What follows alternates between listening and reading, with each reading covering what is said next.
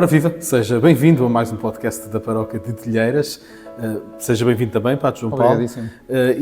Estamos hoje aqui para falar sobre inteligência artificial. Ou pelo menos é esse o mote, mais ou menos. Não é propriamente para falar sobre a inteligência artificial, para fazer grandes reflexões a propósito do tema, mas vamos seguir aqui umas pistas. Aliás, já tínhamos falado num outro podcast, seguindo também as pistas que o Papa Leão XIV nos vai deixando, porque já percebemos que é um assunto que lhe interessa.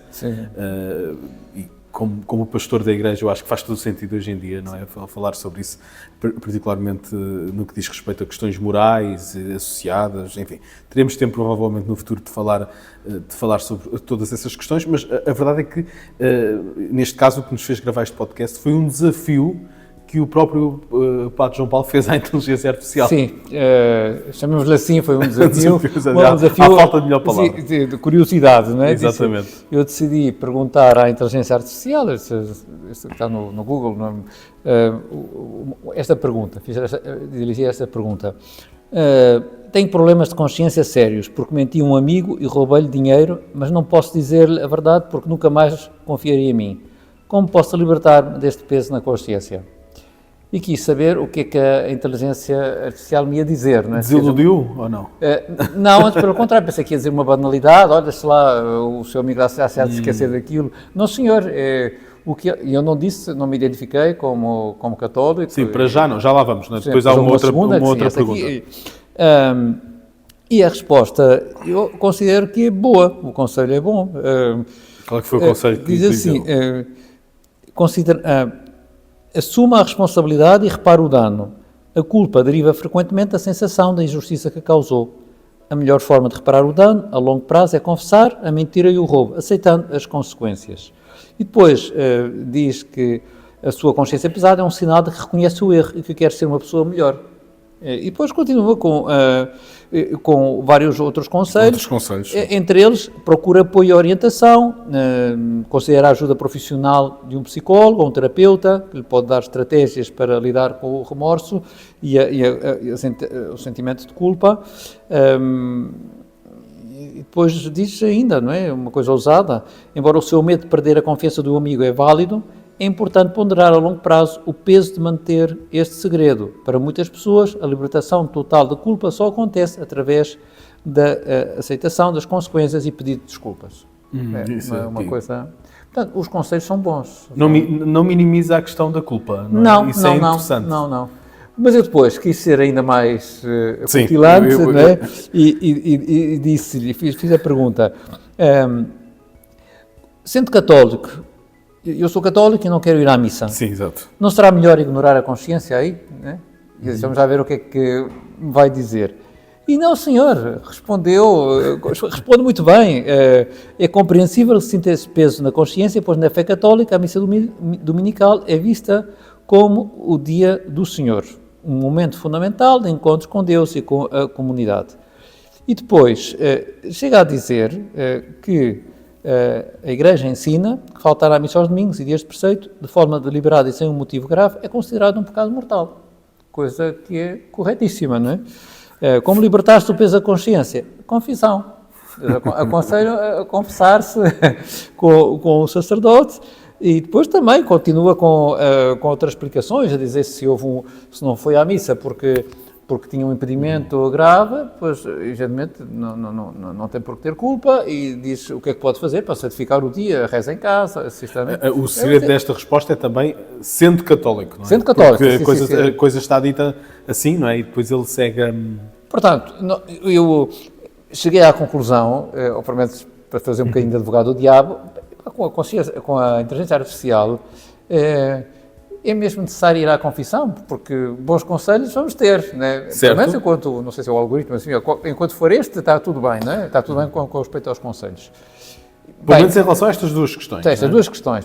São testes. Sim, podemos fazer outras coisas mais apuradas, mas enfim, acho que é suficiente. Mas, podemos tentar tramar a própria inteligência artificial. Pois, às vezes eu consigo ludibriar e dizer que deu um mau conselho. Exatamente, para perceber onde é que Mas podia ter respondido banalidades, faça o que puder, etc.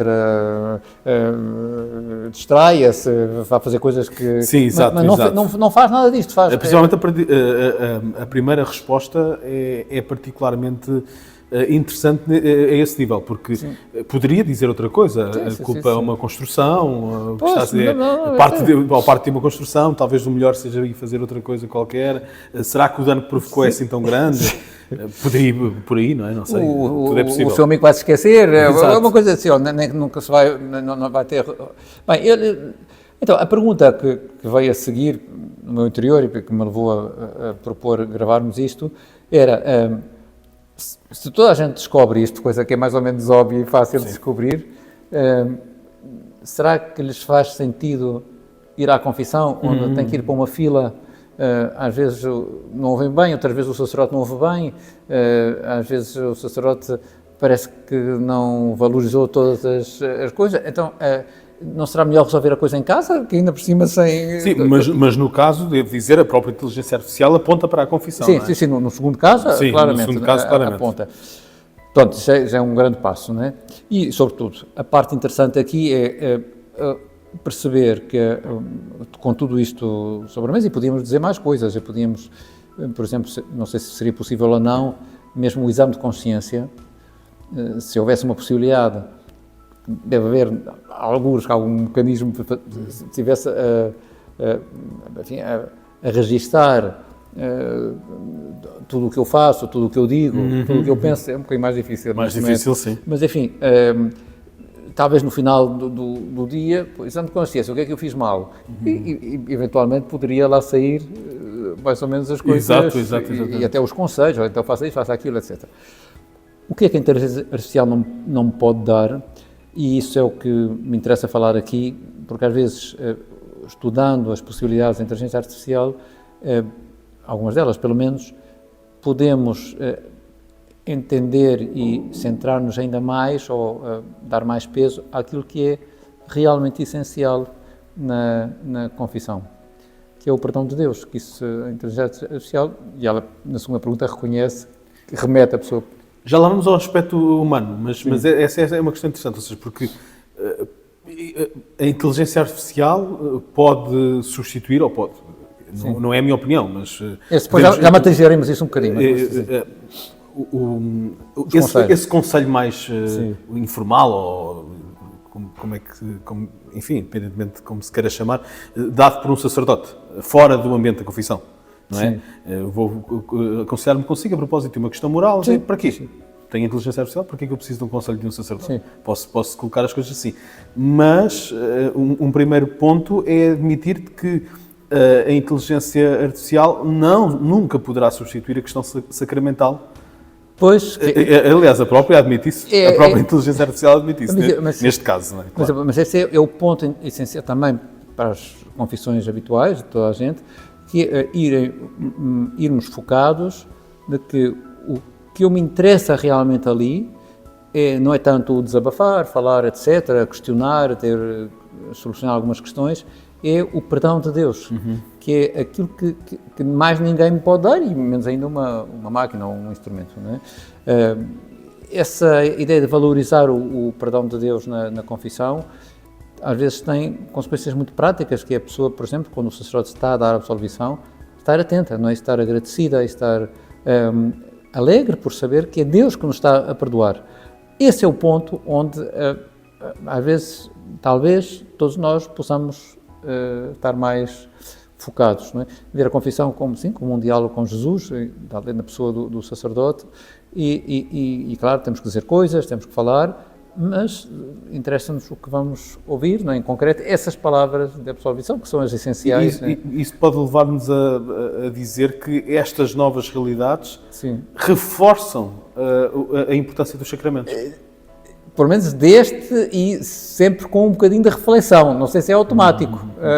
Sim, neste caso a resposta, mas mesmo pensando ou seja, nós na Igreja encontramos os sacramentos e os sacramentos nós não podemos encontrar em outro lugar. Podemos. Nós já sabíamos isso, é verdade, mas a máquina parece que vai ocupando espaço nas nossas vidas, mas há aqui um último reduto, à qual ela não chega. Há coisas intransponíveis. Além de que para além desta dimensão absolutamente essencial, podíamos dizer que há uma outra, mesmo a nível dos conselhos. Os conselhos que ela dá é a resposta que a pessoa pode encontrar no manual, nos antigos, da teologia moral.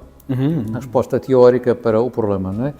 Aqui, habitualmente, o confessor, com o penitente, com a pessoa que se vai confessar, procura dar conselhos apropriados. Às vezes não tem que fazer dar uma resposta exaustiva, uma espécie de explicação moral exaustiva do problema. Tem que centrar-se, olha... E já conhece aquela pessoa? E já conhece a pessoa. Às vezes conhece, às vezes não conhece, mas enfim... Sim, nem sempre conhece, mas também há uma graça chamada uma graça de Estado, que o sacerdote se invoca o Espírito Santo e poderá dar o conselho adequado. Não é? A ti o que te interessa é isto. Não é? Ali também, aqui na resposta, até põe mais possibilidades. Não é? E se a pessoa for escrupulosa, enfim, vai pondo algumas possibilidades. Sim. Mas isso, o sacerdote tem a capacidade de dar-se conta e dizer, esta pessoa, eu acho que pode ajudar isto, e agora não lhe interessa falar daquilo. Não é? Portanto, os conselhos são sempre direcionados e pelo menos é assim que deveria ser. E depois há um terceiro aspecto que é essencial, que diferencia, que a confissão é uma reconciliação com Deus e também com a comunidade da Igreja, não é? E o sentir-se acolhido por alguém, não por uma entidade, uma máquina, seja como for, muito esperta que seja, ou muito hábil, ou com muitas capacidades que tenha, o sentir-se acompanhado por alguém que ainda por cima torna presente Jesus por um lado e a própria Igreja, é uma maneira também de pedir perdão à comunidade que ferimos todos, que o pecado faz mal a todos, não é? Faz mal a toda a Igreja, e ao mesmo tempo sentir que esse amparo de toda a Igreja também, enfim, é Deus quem nos perdoa, mas também a Igreja reconcilia-nos com Deus e, portanto, aceita esse nosso pedido de desculpas. Não é? Portanto, é o que tu dizias, não é? Essas coisas não nos devem levar a surpreender-nos, mas a refletir sobre o que é realmente importante na confissão. Eu digo isto porquê? Porque, claro, a confissão tem também uma dimensão de desabafo, de abrir o coração, de dizer o que vai na alma às pessoas. Mas se for só isso... Pois, é um desabafo. E que é compatível. A pessoa pode dizer, eu não venho confessar, venho só falar. Muito bem. E mesmo assim, já está aquela dimensão humana que é importante. Mas, se é para confessar, nós vamos acusar-nos, vamos reconhecer-nos culpados para obter o perdão do Senhor, porque para receber esse abraço de Jesus, né, que aquilo que Jesus conta na parábola do filho pródigo, da forma como o pai acolhe o filho depois da quantidade das asneiras que fez, pois é isso mesmo que nós queremos na confissão, não é? Aceitar o abraço de Jesus, o seu perdão, e não tanto desabafar, enfim, como, pronto, assim, alguém me ouviu, mesmo que seja uma máquina, e até me deu os bons conselhos, está bem, dá para pensar, mas por si só não vai resolver o assunto. Mas além da questão sacramental, digamos, há uma questão mais humana de acompanhamento, do contacto. Sim, já não é só aquela parte sobrenatural com a Igreja, também a parte humana. A parte humana, mas a inteligência artificial não substitui essa parte humana, mas as pessoas podem sentir-se, tendo em conta as respostas que muitas vezes parecem perfeitas, podem sentir-se tentadas a ficar por ali, não é? E numa altura em que muitas vezes fala dentro da Igreja, até antes da inteligência, muito antes da inteligência artificial, houve, pelo menos no contexto, não conheço outros contextos, mas no contexto português, católico, e mesmo dentro de Portugal há muitos contextos diferentes, mas esta questão da comunidade é sempre uma questão, por vezes, problemática, a formação das comunidades, se as pessoas que vão à mesma igreja, à mesma paróquia, se sentem próximas umas das outras ou não. Isso foi sempre uma questão difícil e a inteligência artificial pode trazer ainda outros desafios. Pode trazer desafios, mas, insisto, enfim, uma outra ideia que há na confissão, e em concreto do sacerdote sentado no confessionário à espera das pessoas, não é? Está ali para quem aparecer, não é? Também reforça a imagem de um Deus que está à nossa espera, não é? Alguém que está à nossa espera. A máquina eu instrumentalizo, não é? Não está à minha espera, está lá, eu não sei. Aqui é alguém, essa é a imagem eu acho que é uma imagem forte, né, do sacerdote que está enfim, à espera, né? Não tem, está bem, há uns horários precisamente por isso, mas que está à espera, porque eu não tenho, e acho que um sacerdote tem uma agenda de, agora vem este penitente, tem 5 minutos, depois passa, isso não existe, não é? Porque, pede-se às pessoas, que há muita gente que não demora muito, mas não há um cronómetro, e há alguém que quer, alguém que representa, neste caso, o amor de Jesus, não é? Que está à nossa espera, portanto não há problema em incomodar. Isso às vezes alguma pessoa queixa-se se tem que andar à procura do sacerdote porque não está lá, é importante, tem que tocar uma campainha, percebe-se que às vezes pode ser uma coisa prática. É prático, mas... Quase simbólico também, não é? E facilita muito as pessoas saber que não tem, entre aspas, que incomodar alguém para falar. Isso faz parte sem dúvida, da confissão. Faz toda a diferença. Eu não sei se quer acrescentar mais alguma coisa, mas não, para hoje, eu lançava essa provocação de um dia podermos fazer outras perguntas. Porque, o que é que ela diz, não é? Exato, porque a primeira parte um bocadinho, quase que parte da lei natural, não é? Digamos assim. Sim. A segunda é logo dito que se é católico, não é? Sim. Sou católico, devo ir à missa também, já sendo católico. Agora tenho aqui alguma curiosidade como ela reagiria, atenção, estes verbos são sempre... Sim, não, está claro, sei como mas é que pronto, como é que reagiria a certas, por exemplo, a um processo de dúvidas de fé? Como é que ela iria encaminhar a pessoa que sou católico, mas estou com dúvidas em relação a isto, em relação àquilo? Isto não será assim? A esses questionamentos, como é que... Sim, há coisas que eu não sei mesmo, não sei, e também gostaria de saber melhor, e teremos que saber melhor tudo isto, não é? É toda a ideia dos algoritmos, não é? Porque eu fiquei com a impressão, enfim, não sei se é verdade ou não, se não for verdade, depois corrijam à vontade, não é? Que, claro, o algoritmo é uma sucessão de passos, não é, para alcançar uma finalidade, mas alguém tem que dizer, ou tem que programar qual é a finalidade. Neste caso, está subentendido, né, acho eu, né, que a resposta tem que estar em função das convicções da pessoa. Né? Duas perguntas que tínhamos que experimentar. Se eu disser, eu nunca matei ninguém, mas tenho imensa vontade de matar alguém, mas sem ir preso, não é?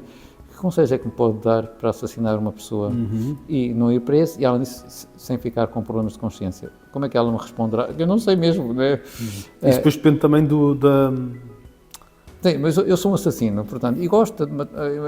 Eu acho que, por exemplo, o ChatGPT vai dizer que isso é errado, que não vai colaborar nessa conversa. Mas não sei se todos são assim.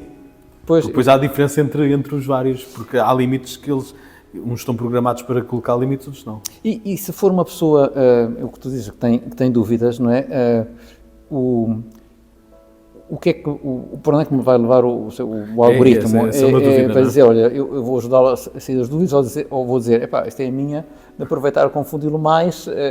Não é que vai pensar isso, não é? Mas a pessoa que programou aqui, programou para respeitar ao máximo a consciência das pessoas, ou para que a consciência se incline para algo que quem programou... Sim, é interessante perceber onde é que talvez um dia possamos experimentar. Sim, também não temos muito tempo, mas enfim, são desafios interessantes, porque também nos ajudam a saber com o que é que lidamos, não é? E aproveitar bem esse instrumento, mas com as precauções devidas.